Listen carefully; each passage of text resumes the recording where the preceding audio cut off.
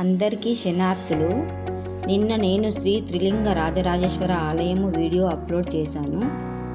దానిలో చెప్పిన భీమేశ్వర ఆలయం ఇదే. చెప్పాను కదా, గుడి చాలా శిథిలావస్థకు చేరుకుంది అని.